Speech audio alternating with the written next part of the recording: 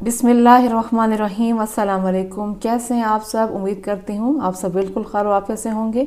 आज मैं आपके लिए मीठी टिक्कियों की बहुत ही आसान और ज़बरदस्त रेसिपी लाई हूँ। इंशाल्लाह आपको ये रेसिपी बहुत पसंद आएगी। बहुत खस्ता, बहुत ही क्रिस्पी, बहुत ही डिलीशियस। इंशाल्लाह हम इनको तैयार करते हैं। आप चाहें तो इनको आप स्टोर भी कर सकते हैं। एक हफ्ते के लिए किसी एयर टाइट जार में डालकर आप एक हफ्ते के लिए स्टोर कर सकते हैं।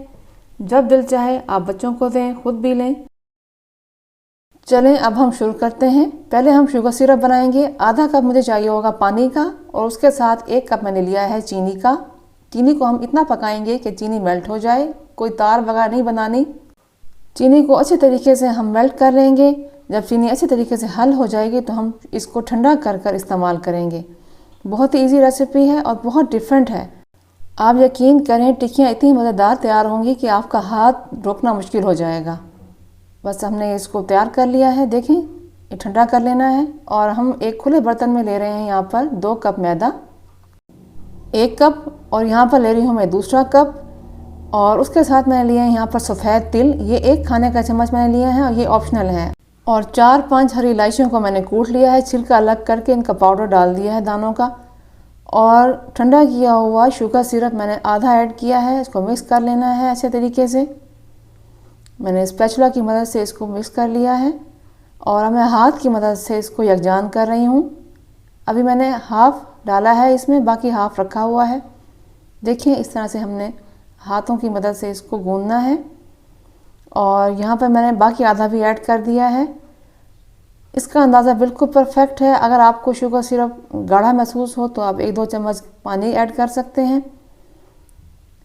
हमने बहुत ही ज़्यादा ना हार्ड डो बनानी है ना बहुत नरम, बिल्कुल दरमियानी डो बनानी है हमने। देखिए अब मैं 2-3 मुक्की लगा रही हूँ। मुक्की लगाने के बाद मैंने इसको किचन टॉवल से ढककर 5 से 10 मिनट के लिए रेस्ट देना है। 5 से 10 मिनट हो चुके हैं। अब मैं इसका एक पेड़ा बना लूँगी। 2 हिस्सों में मैंने तकसीम कर लिया है। पहले मैं एक पेड़ा बनाकर उसको मैं बड़ा कर लूँगी। पेड़ा मैंने बना लिया है। अब हम इसको बेल लेते हैं। हमने इसको बहुत बारीक नहीं बेलना और ना ही बहुत मोटा बेलना है। अपनी पसंद के मुताबिक आप मुनासिब साइज़ की टिक्कियाँ बना सकते हैं। पहले मैंने थोड़ा सा मैदा डस्ट किया है और उसके ऊपर मैंने रोटी को बेलना है ताकि चिपके नहीं। मुनासिब मैंने साइज़ की बेल ली है रोटी। देखें बिल्कुल इजी है, बहुत ही आसान है, कोई मुश्किल नहीं है। और इसका रिज़ल्ट बहुत ही उम्दा आया था। मैं आपको बता नहीं सकती, जब आप ट्राई करेंगे तो आपको अंदाज़ा होगा। मैंने अब गिलास की मदद से इस तरह से टिक्कियों की शेप काट लेनी है और इस आमेज़े से तकरीबन 20 से 22 टिक्कियाँ आराम से बन जाएंगी। अगर आपका साइज़ छोटा होगा तो फिर ज़्यादा बन सकती हैं। देखिए इस तरह से हमने इनको अलग कर लेना है और इसकी जो साइडें हैं उनको भी ज़ाया नहीं करेंगे। पहले हम इन टिक्कियों को अलग कर लेंगे, जो फिर बाकी जो साइडें बची हुई हैं उनको दोबारा से बेल कर हम टिक्कियाँ बना लेंगे। इसलिए बिल्कुल भी हम कोई चीज़ ज़ाया नहीं करेंगे। देखिए टिक्कियों की शेप मैंने काट ली है सारी। अब हम 1 बाय 1 इसको किसी ट्रे में या प्लेट में रखते जाएंगे। इस तरह से मैंने आराम से उठाया और ट्रे में रखती जा रही हूँ। पहले मैं सारी टिक्कियों को बेल लूँगी, उसके बाद इकट्ठा इनको बारी बारी फ्राई कर लूँगी।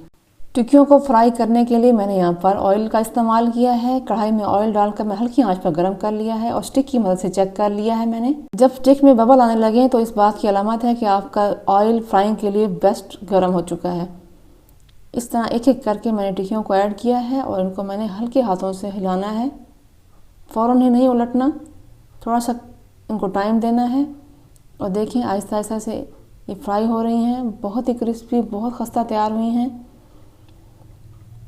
और ये देखिए मैंने अब आहिस्ता से इनको पलट लेना है। आहिस्ता आहिस्ता इनका कलर डार्क हो रहा है। बहुत मुनासिब सा गोल्डन कलर देना है। बहुत ज़्यादा अगर तेज़ कलर दे दिया तो ये बहुत ज़्यादा हार्ड हो जाएंगी। हमारी बेहतरीन टिक्कियाँ रेडी हैं। इस रेसिपी को आपने ट्राई करना है। अगर आपको मेरी रेसिपी पसंद आए तो मेरे चैनल को सब्सक्राइब करना है और वीडियो को लाइक और शेयर करना मत भूलिएगा। अपना ख्याल रखिएगा, दुआ में याद रखिएगा। फ़ी अमानिल्लाह।